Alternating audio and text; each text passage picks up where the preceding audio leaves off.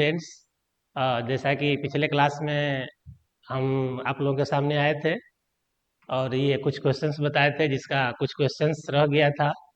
तो आज हम आप लोगों के लिए वो कंप्लीट क्वेश्चंस लाए हैं। अ, तब तक आप लोग बने रहें और इसको देखें। ठीक।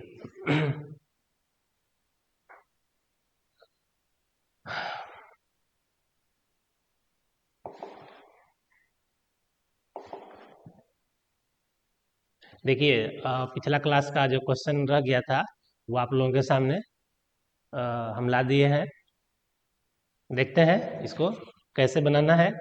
और ये एसएससी सीजीएल का क्वेश्चन है, प्रीवियस ईयर का सॉल्यूशन है। देखिए, पहला क्वेश्चन है ए बी और सी मिलकर किसी काम को 550 रुपए में पूरा करते हैं। मतलब एक तरह से ठेका लिया, 3 आदमी मिल करके कंप्लीट काम करने के लिए 550 रुपया। और उसमें हुआ क्या है कि ए और बी को मिलकर काम का 7/11 भाग करना है। मतलब जो टोटल वर्क है ना, तो टोटल वर्क का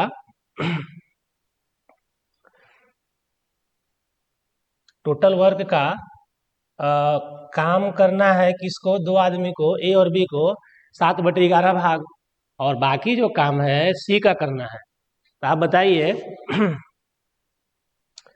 अगर 2 आदमी टोटल काम है करना है किसको, ए प्लस बी प्लस सी को, जिसमें टोटल काम का 7/11 हिस्सा करना है किसको, ए और बी को। 7/11 हिस्सा करना है किसको, ए और बी को। और रिमेनिंग जो वर्क बचेगा वो कौन करेगा, सी करेगा। तो यहाँ से सी का आप निकाल सकते हैं कि सी टोटल काम का कितना हिस्सा करेगा। तो 7/11 का शेष निकालना है। तो शेष कैसे निकलता है, शेष निकालने का 2 तरीका है। एक तो है कि आप इसका अंतर ले लेंगे अंश और हर का, या दूसरा तरीका है कि आप 1 माइनस कर सकते हैं। ये हो गया आपका शेष निकालने का तरीका। तो यहाँ से 11 माइनस 7 कितना हो जाएगा, 4/11 हो जाएगा। जो करना है किसको, सी को।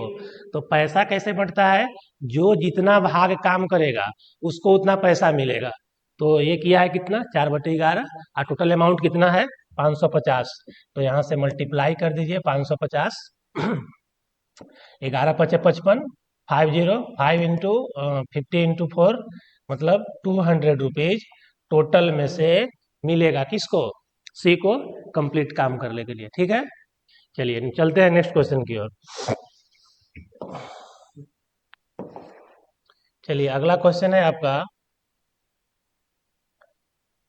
हाँ ऑप्शन में इसका है, देख लेते हैं, थोड़ा सा ही छूट गया था। इसका ऑप्शन नंबर 200 रुपया था ना, मतलब ए नंबर इसका आंसर हो जाएगा। इसका आंसर हो गया कौन सा, ए नंबर, 200 रुपया। ठीक है, बढ़ते हैं अगले क्वेश्चन की ओर। देखिए अगला क्वेश्चन दिया है, ये है त्रिभुज एबीसी में ऊंचाई सी डी, ए बी को डी पर काटती है। मतलब एक ट्रायंगल है, त्रिभुज है इस प्रकार से। देखिए जिसमें कहा गया है कि सी डी जो है ए बी को डी पर काटती है। मतलब ए बी रहेगा नीचे, इस प्रकार का ट्रायंगल बनाइए, इस प्रकार का।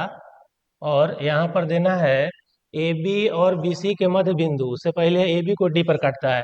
मतलब यहाँ पर ए रहेगा, यहाँ पर बी रहेगा, और सी डी है, मतलब ये है वहां पर, और उसको यहाँ पर डी पर एक बिंदु आ गया जो ए बी को, सी डी जो है ए बी को डी पर काटता है, डी पर काट रहा है।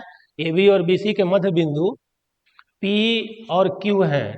ए बी का कौन सा है, ए बी का मध्य बिंदु मिड पॉइंट है पी, और बी सी का क्यू है मिड पॉइंट। चलिए यहाँ पर हम दे दिए क्यू।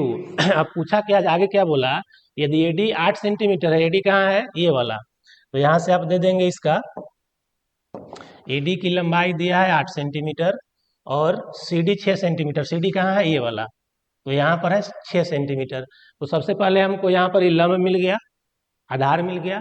तो यहाँ से निकाल लेते हैं कर्ण। जैसा कि सबको पता है इसमें होता है AC स्क्वायर, या AC बराबर ओवर रूट कर सकते हैं आप, लंब स्क्वायर प्लस आधार स्क्वायर। तो लंब हो जाएगा इसमें CD और प्लस AD। तो CD का मान कितना, 6×6 = 36 हो जाएगा, और प्लस एडी का मान 8 × 8 64 हो गया, √100 मतलब कितना 10। किसका मान निकला 10? एसी का। एसी आपका 10 है।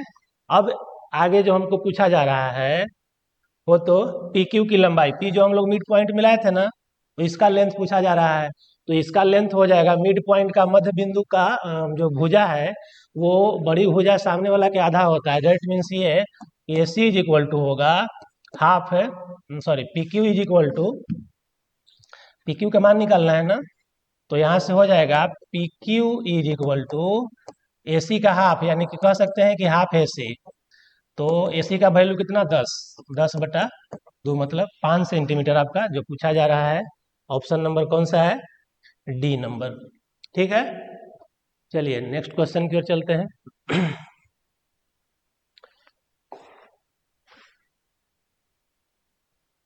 चलिए अगला क्वेश्चन है, डिस्काउंट से है, परसेंटेज से क्वेश्चन है। एक कुर्सी की कीमत 500 रुपये है। कीमत का मतलब है ये एमआरपी, एमआरपी दिया गया है। एमआरपी किसी वस्तु का यानी कुर्सी का कितना है 500, और इसे 10% की 2 क्रमागत छूट पर सक्सेसिव डिस्काउंट कहा जाता है। क्रमागत छूट का मतलब लगातार छूट बट्टा सक्सेसिव डिस्काउंट। इसका मतलब होता है 10% छूट का मतलब 100 - 10। अगर यही लाभ कहे तो 100 + 10, और हानि कहे या छूट कहे तो 100 माइनस, मतलब कि 10 घटाएंगे 100 से तो कितना बचेगा 90%। तो 90/100 फिर इंटू दो बार बोला गया है ना, 2 क्रमागत छूट, तो 2 बार ही लिखना पड़ेगा आपको 90/100। आप काट सकते हैं, यहाँ 00 से 00 कैंसिल आउट हो गया, यहाँ पर भी 00 है, ऊपर भी 00 है, कैंसिल आउट हो गया। रिमेनिंग आपको बचा 5 × 5 × 9। आप गुना करेंगे 9 × 9 81, 81 × 5 तो हो जाएगा कितना 5 और 8 × 5 = 40, 405 रुपए। मतलब कि जो कुर्सी 500 रुपये में एमआरपी वाला है, अगर उस पर 2 लगातार छूट दिया जाए, सक्सेसिव डिस्काउंट दिया जाए, तो उसका सेलिंग प्राइस हो जाएगा कितना 405 रुपए। 405 रुपए ऑप्शन नंबर बी। ठीक है, चलिए चलते हैं नेक्स्ट क्वेश्चन की ओर। अगला क्वेश्चन है आपका, अगला क्वेश्चन है कि जब कोई वस्तु को 78 रुपया में बेची जाती है तो उसका लाभ है उसी वस्तु को 69 रुपए में बेचने पर होने वाले लाभ से दुगना है। तो वस्तु का कॉस्ट प्राइस, लागत मूल्य बताना है। जैसे मतलब कहा क्वेश्चन, देखिए वस्तु को 2 बार बेचा गया है, ठीक है, वस्तु को 2 बार बेचा गया है। फर्स्ट सेलिंग प्राइस जो है, सेलिंग प्राइस P1 कितना में बेचा गया है 78 रुपीज में, और सेकंड जो है SP2 जिसको बोलेंगे हम लोग 69 रुपीज। दोनों में उसको लाभ हुआ है, दोनों कंडीशन में लाभ हुआ है, लेकिन कंडीशन ये है कि जो यहाँ पर लाभ हुआ है इसका, चूंकि विक्रय मूल्य बढ़ गया तो लाभ भी वैसे बढ़ेगा ही, तो यहाँ पर जो लाभ हुआ है उसका डबल यहाँ लाभ हुआ है।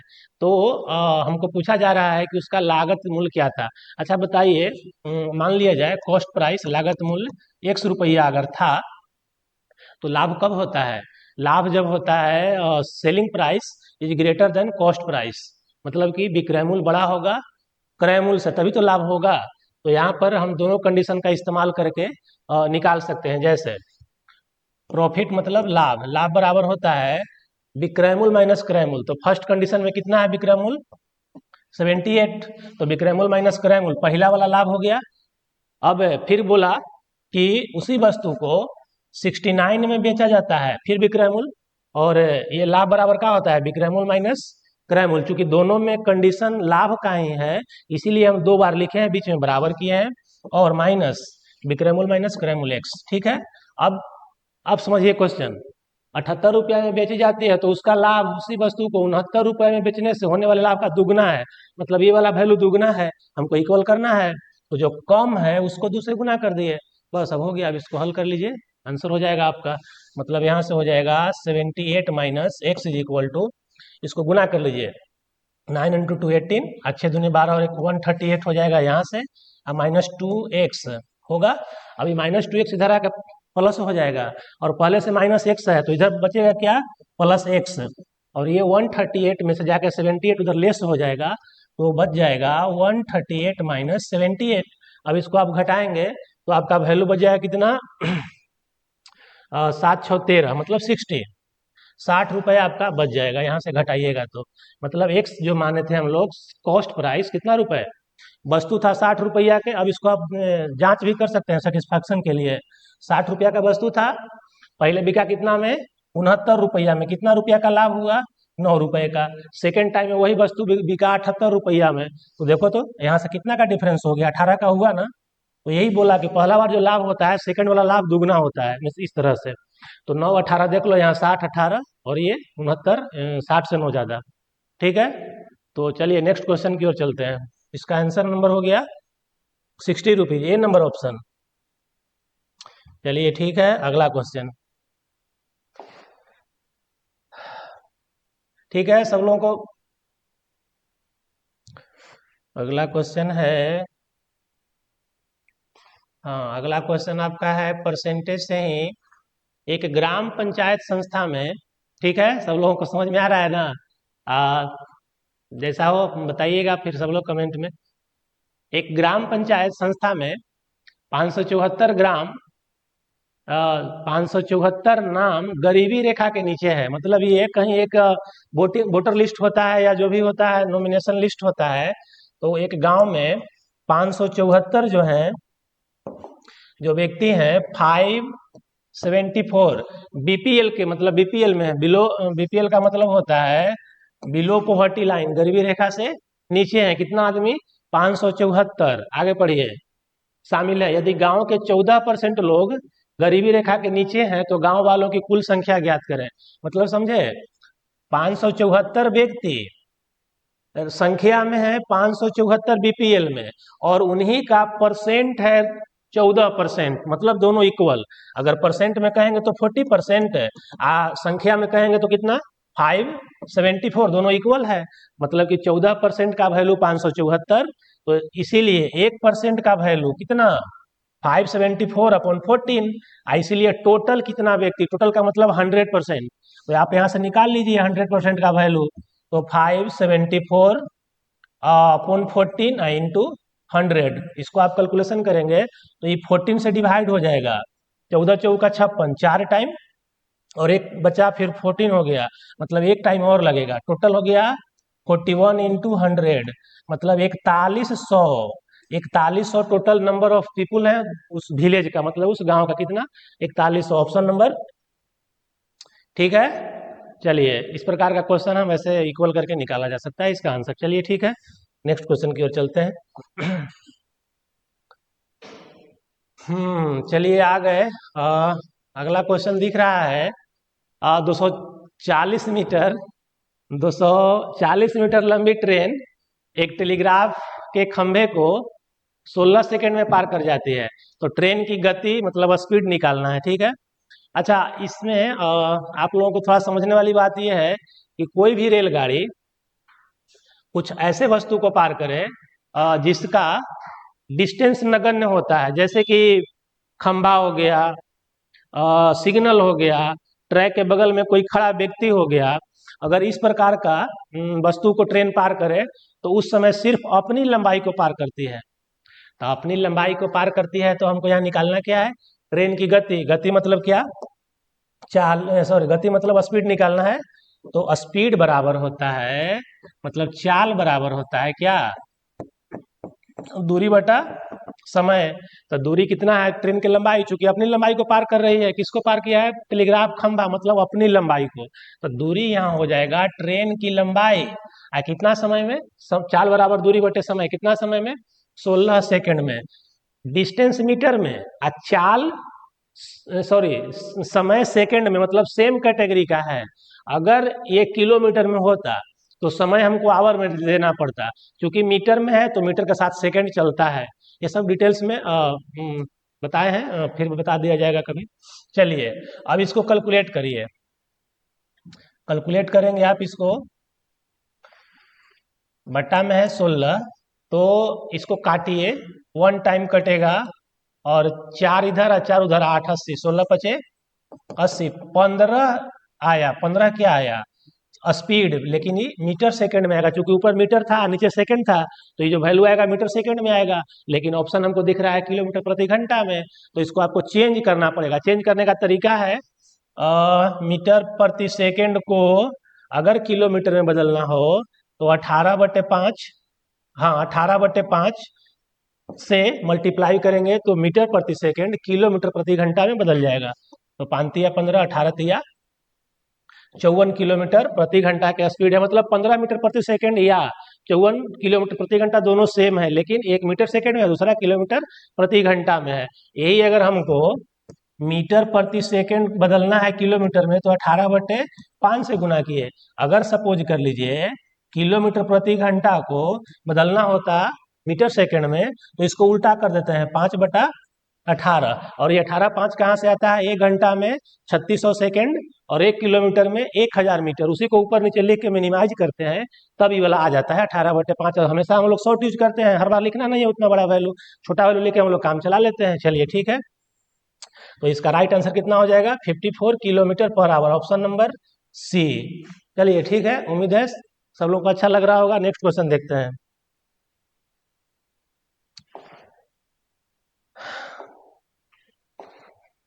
चलिए अगला क्वेश्चन है क्वेश्चन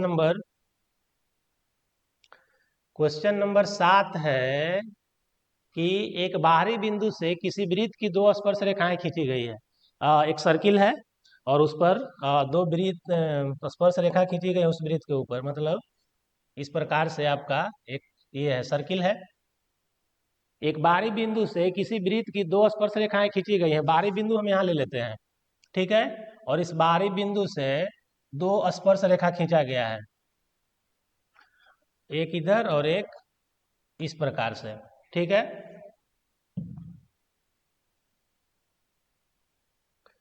थोड़ा सा ये बन गया है, ठीक है। चलिए इसको अब मिला लेते हैं। और ये जो है स्पर्श रेखा खींचा गया इस प्रकार से।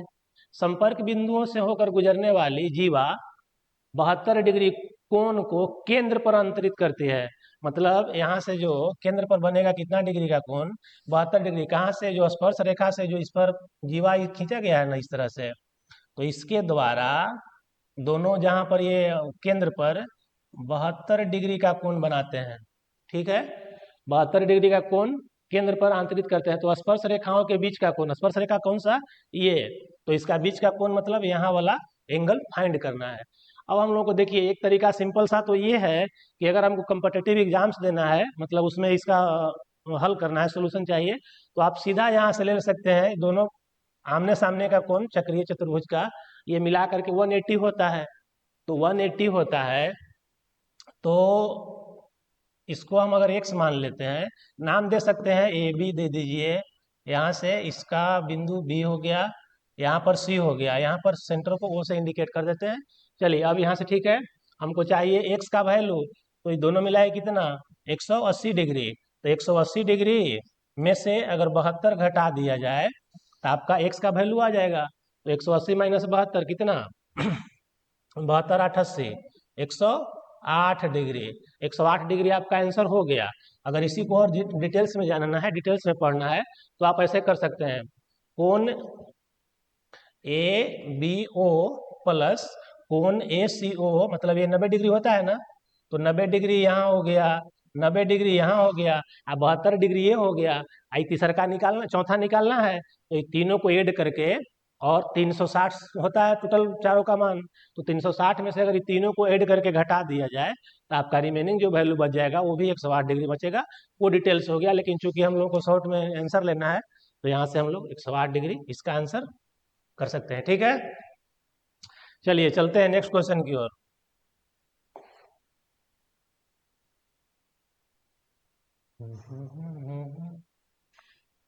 चलिए अब देखिए अगला क्वेश्चन है, तीन लाइन खंडों की लंबाई दी गई है। किस स्थिति में खंडों से त्रिभुज का निर्माण संभव है? अच्छा, त्रिभुज का निर्माण कब होता है? उसका एक कंडीशन होता है, जो अगर 3 भुजा दिया हुआ है तो 3 भुजा में 2 छोटी भुजाओं का योगफल, त्रिभुज का निर्माण तभी होगा जब 2 छोटी भुजाओं का योगफल जो तीसरा बड़ा भुजा है उससे ज्यादा होना चाहिए। मतलब कि जैसे पहला ऑप्शन में है 8 7, छोटा भुजा 8 7 और बड़ा भुजा 18, तो 8 7 कितना 15 ही छोटा हो जा रहा है योगफल। तो छोटा नहीं होगा, छोटा होगा तो पॉसिबल नहीं है, मतलब आपका पहला नंबर ऑप्शन क्या हो गया, छट गया। तो पहला नंबर ऑप्शन आपका यहाँ से कट जाएगा, क्योंकि दोनों का योगफल बड़ी भुजा से छोटा हो गया तो पॉसिबल है नहीं, बनेगा नहीं। सेकंड देखते हैं, 15 और 8, 8 5 13 23, 23 सेंटीमीटर, जो कि बड़ी भुजा 17 से बड़ा हो गया। तो एक ही अगर सही ऑप्शन है तो ये आंसर आपका हो सकता है। आगे देख लेते हैं, 10 है सबसे बड़ी भुजा, छोटी दो गो है 6 और 4 10, 10 10 इक्वल हो गया, तो ये भी पॉसिबल नहीं है। 8 है, 10 है, 20 है, देखो तो 10 और 8 18, आ बड़ी भुजा 20, छोटा हो गया योगफल दोनों का बड़ी भुजा से, तो यहाँ भी पॉसिबल नहीं है। तो आंसर कौन सा हो जाएगा, B number. Is it clear? चलिए नेक्स्ट क्वेश्चन।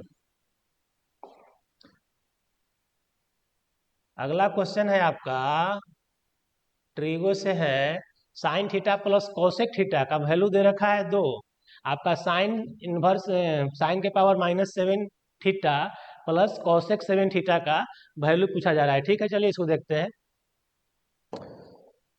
इसको बना लेते हैं।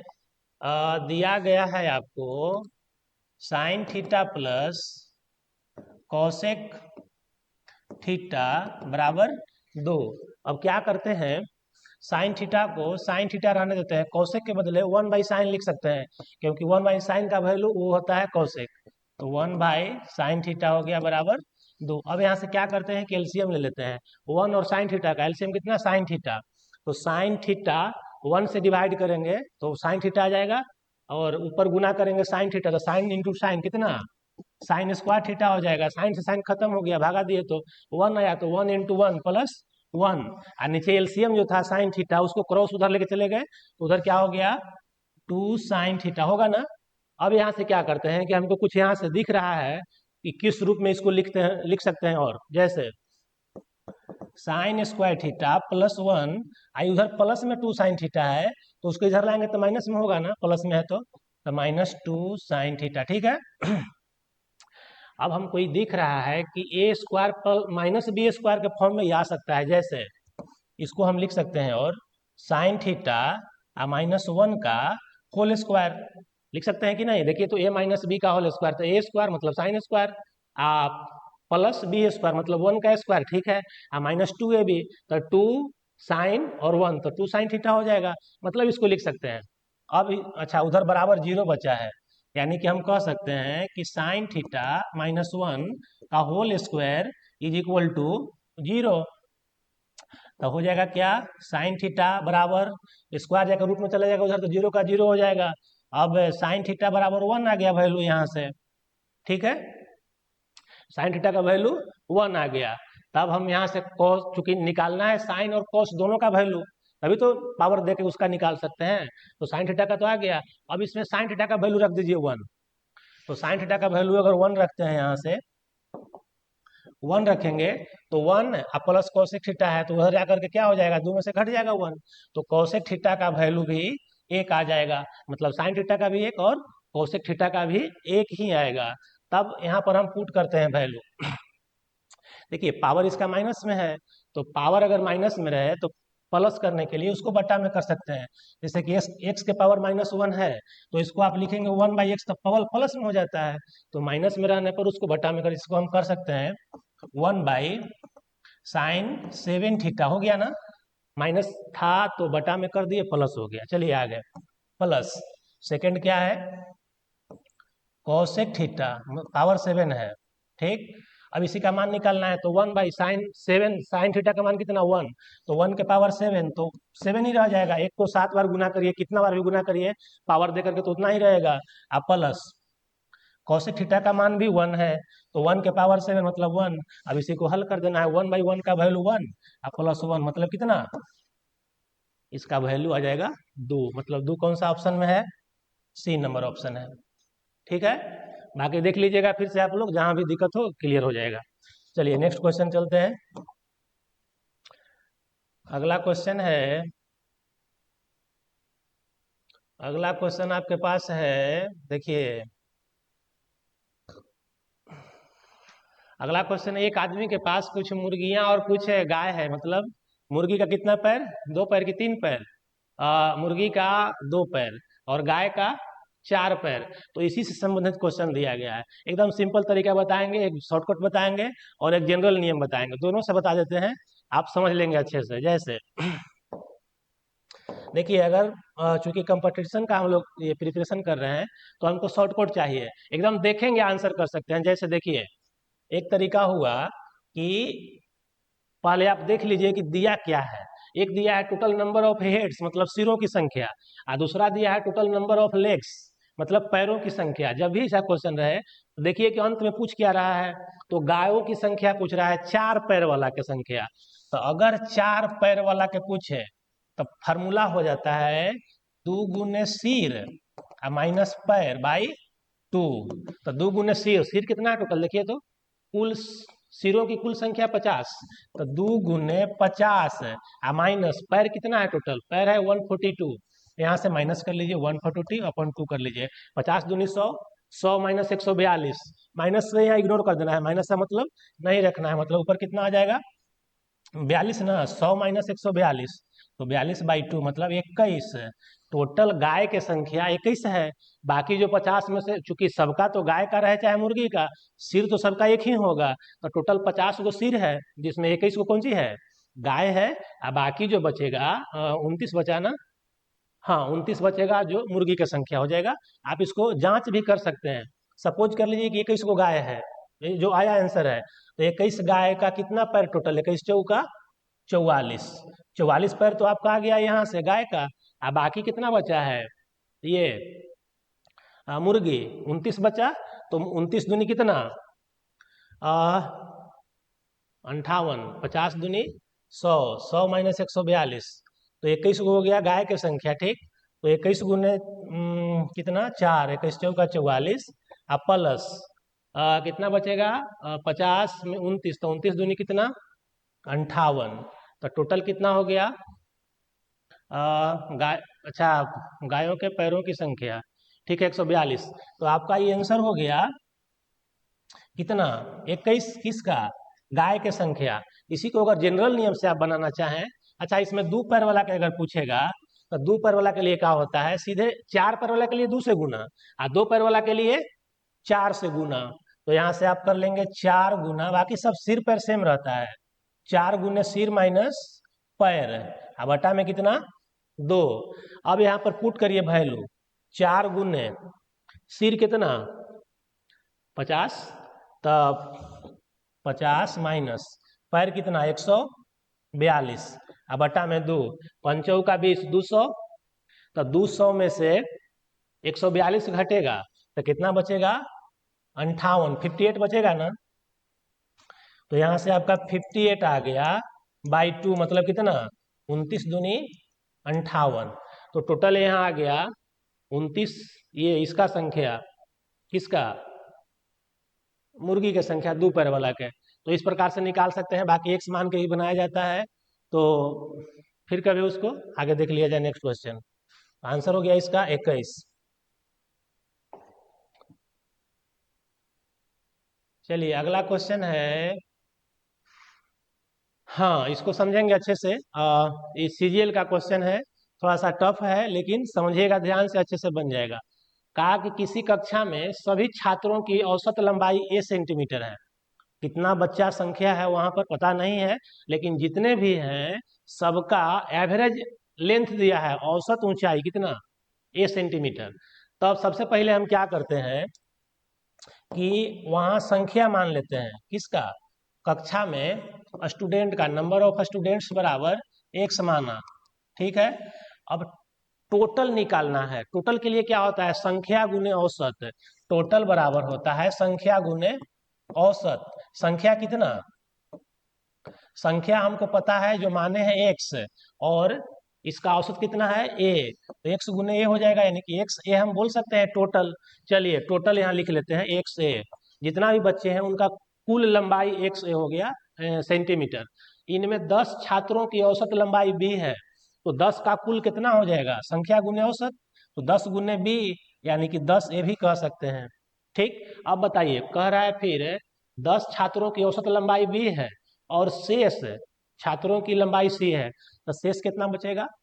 टोटल संख्या हम x माने हैं, तो x में से अगर 10 निकालते हैं तो रिमेनिंग कितना बचेगा वैल्यू? x माइनस ए। तो संख्या बच गया x माइनस ए। और ये जो शेष बचा, शेष का लंबाई दिल है c, तो कुल के लिए यहाँ भी c से गुना करना पड़ेगा। अब इधर अगर टोटल हम स्टूडेंट्स का कुल लिखे हैं तो इधर भी कुल करना पड़ेगा ना, मतलब यहाँ प्लस करना पड़ेगा। अब इसका वैल्यू आ गया एक्स ए बराबर 10a प्लस c गुने x कितना? सी एक्स और माइनस ए सी कर दीजिए चाहे या सी ए कर दीजिए, एक ही बात है। चलिए इतना हो गया। अब क्या करते हैं कि एक्स वाला को एक तरफ लाते हैं। देखिए यहाँ सी एक्स है और यहाँ एक्स ए है, तो यहाँ हम रहने देते हैं एक्स ए और इधर प्लस में सी एक्स है, तो इधर आके सी एक्स माइनस में हो जाएगा बराबर 10 कॉमन ले लेते हैं 10a। और देखिए यहाँ पर 10a और यहाँ पर क्या बचा? सी ए। तो यहाँ पर ले लीजिए, इसमें कॉमन क्या आ जाएगा? देखिए तो इसमें भी ए है और यहाँ भी ए है, तो इसमें कॉमन आ जाएगा ए। तो यहाँ से आप ले लीजिए ए कॉमन, और इसमें बच गया कितना? 10 है। और यहाँ से सी से गुना किए तो सी एक्स हो गया, ए सी हो गया, ठीक है। अब इसको हम एक तरफ ला दिए हैं, सी एक्स यहाँ पर माइनस में आ गया। अभी हो गया 10a और माइनस सी ए, तो हम इसमें दिख रहा है कि एक कॉमन आ जाएगा और यहाँ 10 हो जाएगा और माइनस सी हो जाएगा। चलिए ठीक है। अब इधर भी कुछ कॉमन दिख रहा है, यहाँ पर एक्स कॉमन दिख रहा है, तो यहाँ से क्या हो जाएगा? ए माइनस सी हो जाएगा। अंदर बाहर कॉमन हम एक्स ले लिए हैं दोनों में, बराबर इधर दिया हुआ है ए इंटू 10 माइनस सी। और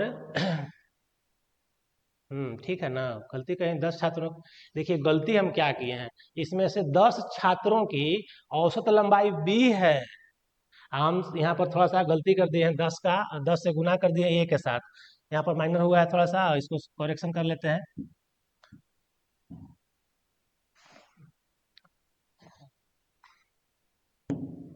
यहाँ पर थोड़ा सा मिस्टेक हो गया, क्योंकि ये तो पहले वाला का टोटल का था, यहाँ पर भी इसलिए लग रहा था कुछ यहाँ पर मिस्टेक हो रहा है।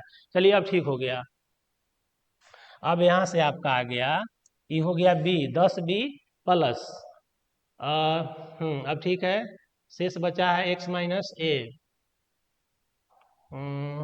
ठीक है, फिर से एक बार क्वेश्चन देख लेते हैं। किसी छात्रों की सभी छात्रों का औसत लंबाई a है, तो टोटल हो जाएगा x इंटू ए, ठीक है। इसमें से 10 छात्रों की औसत लंबाई b है, तो 10 गुने b कर दिए, ठीक है, वेरी गुड। आगे बढ़ते हैं, शेष छात्र, शेष कितना बचेगा? शेष बचेगा x अगर टोटल था तो उसमें से 10 गुण निकाल दिए, तो शेष बचेगा x माइनस 10 ना, मान लीजिए 100 टोटल था, 100 में से 10 को निकल तो 90 बचेगा, तो 90 को कैसे लिखेंगे? x माइनस 10 लिखेंगे, ये हो गया सही। ये थोड़ा सा कंफ्यूजन हो गया था। अब इसका औसत कितना दे रखा है? इसका औसत c दे रखा है, आप गुना कर लीजिए, 10 भी हो गया, cx हो गया, और यहाँ कितना हो जाएगा? 10c हो जाएगा, 10c हो जाएगा। अब देख लीजिए यहाँ पर cx तो इधर आ गया है, ठीक है। अब यहाँ से कॉमन क्या आएगा आप देख लीजिए आप, अब यहाँ से कॉमन आ गया 10, 10b और 10c, तो 10 अगर कॉमन आता है तो यहाँ b बचेगा और यहाँ माइनस c बचेगा, ठीक है। अब बराबर हो जाएगा 10 इंटू बी माइनस सी, तो x बराबर क्या हो जाएगा? 10 बटा b माइनस सी, सॉरी 10 इंटू बी माइनस सी, अब बटा में कितना? a माइनस सी। अब आपका x का मान जो हम लोग माने थे टोटल नंबर ऑफ स्टूडेंट्स, देखिए ऑप्शन मैच करवाइए। 10 गुने b माइनस सी कहाँ है? देखिए 10 गुने b माइनस सी, अब बटा में a माइनस सी, कौन सा ऑप्शन है? डी नंबर ऑप्शन है। तो आपका यहाँ से आंसर कौन सा हो जाएगा? डी नंबर, ठीक है। थोड़ा सा होता है मिस्टेक, कहीं वो स्टार्टिंग इन्फॉर्मेशन लिखा गया था इसके लिए हो गया। चलिए कोई बात नहीं, नेक्स्ट नंबर देखते हैं। अगला नंबर क्वेश्चन है, हाँ अगला नंबर क्वेश्चन है रेशनलाइजेशन से, आपको परिमेयकरण करना है। चलिए ठीक है, देखते हैं। 3√7 अपॉन √5 प्लस 2 है, माइनस है, इस तरह से करके इसको हल करना है, क्या वैल्यू आएगा। चलिए इसको बनाते हैं। चलिए ठीक है, सबसे पहले परिमेयकरण होता है जो वैल्यू नीचे है सेम नंबर लेना है लेकिन साइन अपोजिट करना है। मतलब इसको हम बना देते हैं।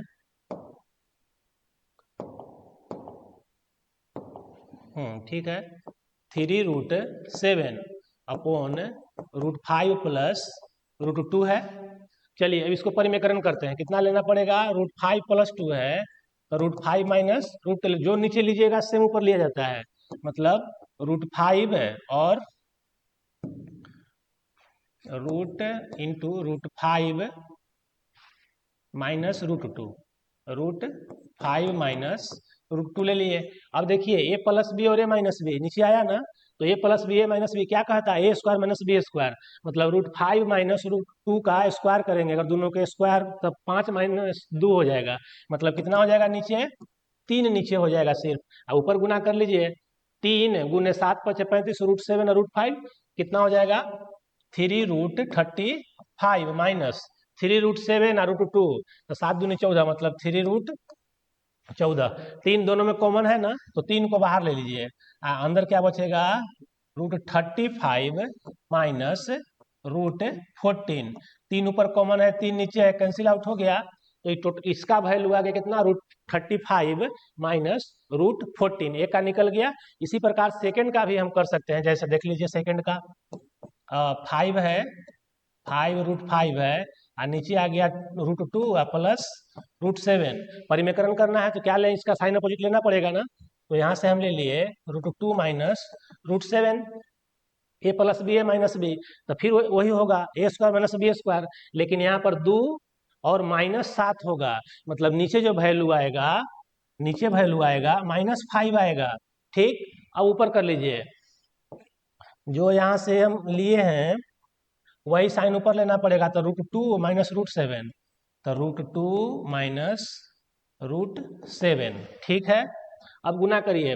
5 √5 और √2, 5 दूनी 10, √10 हो जाएगा, 5 √10 हो जाएगा।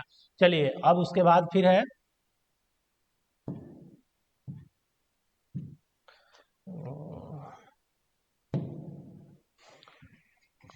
हाँ ठीक है। √5 5 दूनी 10 माइनस 5 √7 × 5 = 35, 5√35। अब देखिए इसमें कॉमन आ रहा है क्या? 5, तो यहाँ से हो जाएगा 5 कॉमन ले लिए तो यहाँ बचेगा √10 माइनस √35 और नीचे 5 था तो ये क्या हो जाएगा? माइनस में था तो 5 5 कट गया। यहाँ पर ये माइनस वैल्यू आगे रहेगा, यहाँ इस्तेमाल करेंगे जब एक साथ लिखेंगे तब। चलिए अगला लास्ट बचा उसको कर लेते हैं। इसका हो जाएगा 2√2 और नीचे है √7 प्लस √5, तो ले लेते हैं √7 माइनस √5। ठीक है। तो नीचे कितना हो जाएगा? 7 में से 5 जाएगा, इस बार 2 बचेगा नीचे, तो नीचे वैल्यू यहाँ आ गया 2 और ऊपर देखिए क्या हो जाएगा? √7 माइनस √5, तो √7 माइनस √5 हो जाएगा, √7 माइनस √5 हो जाएगा। अब गुना करिए। 2√7 और √7, तो 7 दूनी 14, 2√14 माइनस कितना? 7 दूनी 14 माइनस 2√14।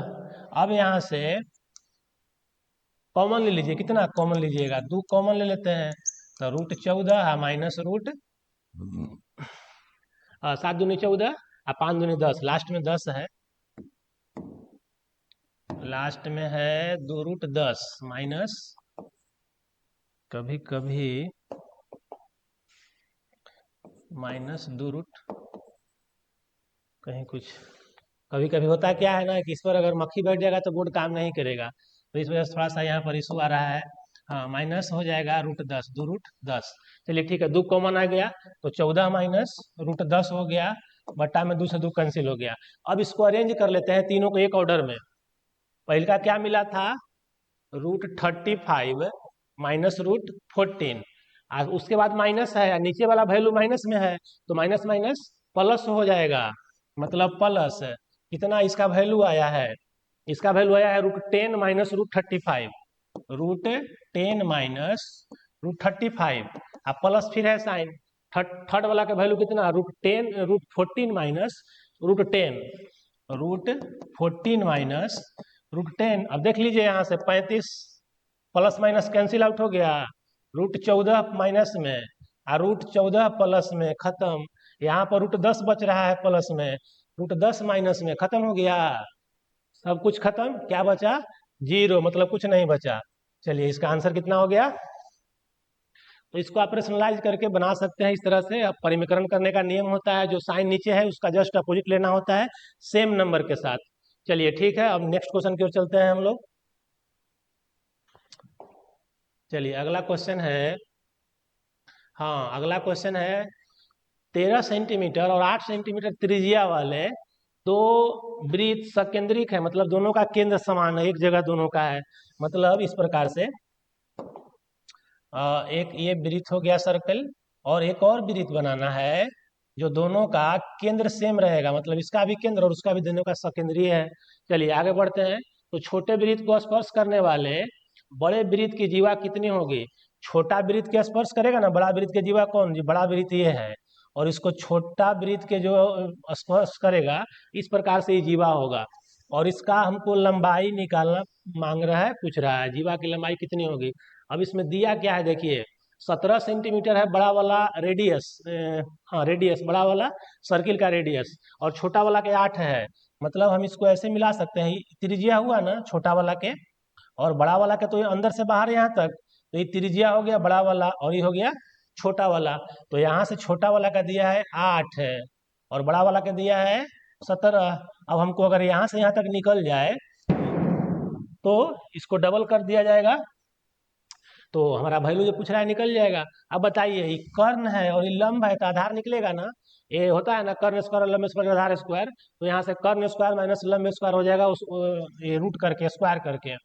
तो 17 का स्क्वायर कितना 289 माइनस 8 का स्क्वायर कितना 88 64। अब यहाँ से घटाएंगे तो 9 से 4 गया 5, और ये बचेगा कितना 9 माइनस 4 5 हो गया, ये थोड़ा सा चलिए 5 हो गया, और 8 में से 6 गया कितना 2, और ये 225 किसका होता है, यानी कि यहाँ से आ गया हमको अगर इसका नाम देंगे ए बी सी और वो इस तरह के जो भी मान देंगे, तो हमको ए बी का मान आ गया कितना, ए बी बराबर रूट ये है 25 200, तो इसका वर्गमूल कितना होता है 15, तो ए बी का मान 15 सेंटीमीटर। हमको निकालना है कहाँ से, ए से सी तक ना, मतलब A B plus B C, तो A B plus B C मतलब 15, 15 फिर इसका भी हो जाएगा क्योंकि ये आधा है या फिर आधा हो जाएगा, तो 15 दूनी 30 सेंटीमीटर टोटल वैल्यू हो जाएगा कहाँ से कहाँ तक, एसी का वैल्यू कितना हो गया 30 centimetre. Question option number C ठीक है। चलिए नेक्स्ट क्वेश्चन देखते हैं। अगला क्वेश्चन है, अगला क्वेश्चन आपका है, अगला क्वेश्चन और शायद लास्ट है, हाँ ये लास्ट क्वेश्चन है, इसके बाद आपका हो चुका है, तो इसको देख लेते हैं। अंतिम क्वेश्चन है आज का। सबसे छोटी 6 अंकों वाली वह कौन सी संख्या जो कंप्लीट स्क्वायर नंबर है, पूर्ण पूर्ण वर्ग है। देखिए इस टाइप का क्वेश्चन कंफ्यूज करता है। अब तो इसमें सबसे पहले लिखना है 6 अंक के लिस्ट नंबर क्या है, सबसे छोटी संख्या 6 अंक का। चलिए इसको देखते हैं। 6 अंक के सबसे छोटी संख्या कितना, एक पर कितना जीरो 5 जीरो होगा ना, ये 6 अंक का छोटी संख्या हो गया, इससे छोटा 6 अंक में नहीं होगा कोई संख्या। अब इसको निकालने का तरीका जनरल हम लोग ये जानते हैं कि सबसे पहले इसका वर्गमूल निकालते हैं भाग विधि से, तो इधर राइट साइड से पेयर लगाते हैं, यही नियम है ना। अब इसको 10 है तो 10 को कितना 3 इंटू 3 लिख सकते हैं, यहाँ पर प्लस होता है यहाँ मल्टीप्लाई होता है, तो 9 से 1 आ गया, डबल जीरो जब भी उतरेगा तो डबल अंक उतरता है जब पेयर कहता है, तो 100 आ गया। यहाँ पर कितना टाइम लगेगा, एक टाइम लगेगा, तो एक यहाँ दे दीजिए, एक और एक 2 हो गया, यहाँ पर 6 हो गया, तो यहाँ एक बार लगा है ना तो गुना करके यहाँ लिख दीजिए। यहाँ से 8 में से 9 10 में से 1 गया 9 बचा, और यहाँ से कितना हो गया 9 6 3 हो गया 39 बचा। अब ऊपर से कितना आएगा डबल जीरो आएगा, क्लियर। अब डबल जीरो आएगा, यहाँ पर क्या रखा जाए, यहाँ पर कौन सा अंक रखें कि उसको मल्टीप्लाई करके इसके पास आ जाए, नियम तो यही है वर्गमूल निकालने का भाग विधि से। तो हमको 6 छक 36, 6 सत्ते 42 ज्यादा हो जा रहा है, तो 6 छक 36 हम पहले निकाल के देखते हैं, 6 टाइम लगा के देखते हैं इसको क्या होता है। तो 6 इंटू 6 36 हो जाएगा, 6 छक 36, 6 दूनी 12 और 3 6 छक 36 और 6 दूनी 12 और 3 15, 6 छक 36 और 1 37। देखिए यहाँ से आपको घटा के आ जाएगा, 4 बचा, 10 में से 6 गया 4, 9 में से 4 गया 5 और 8 1 7, मतलब 144। 144 जनरल नियम सब लोग यही जानता है बच्चा कि 144 घटा देंगे इसमें से, जो आएगा आंसर वो कंप्लीट स्क्वायर नंबर हो जाएगा। लेकिन बिल्कुल गलत बात है। क्यों? अगर एक पर 5 जीरो है, मतलब 6 अंक का न्यूनतम संख्या है, अगर उसमें से आप एक भी घटाओगे ना, एक भी घटाओगे तो ये 5 अंक का अंक हो जाएगा। हमको क्वेश्चन क्या पूछ रहा है? 6 अंक का न्यूनतम संख्या जो कंप्लीट स्क्वायर नंबर हो, तब कम से कम घटाने से तो बात नहीं बनने वाला है।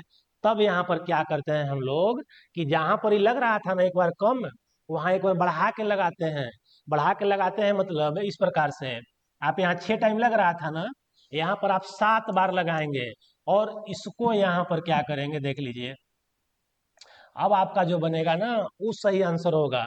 तो 7 बार लगाएंगे तो क्या होगा देखिए तो, 7 सते 49, 7 दूनी 14 और 4 18। ठीक है, अब 7 छक 42 और 1 43। अब बताइए कितना का अंतर आएगा? अब 4389 में से आपको 3900 घटाना पड़ेगा, तो 39 और 1 40, मतलब 389। इसको घटाएंगे आप, 389 489 हो जाएगा। ठीक है, 39 और 4 43, मतलब 489 आपका ही बचा।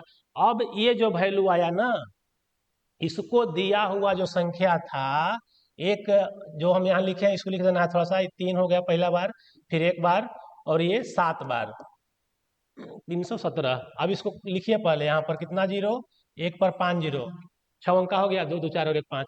अब इसमें जो हमको एक्स्ट्रा निकला है 489, ये जो संख्या बनेगा 984100, ये जो संख्या बना ना, ये सही आंसर हुआ।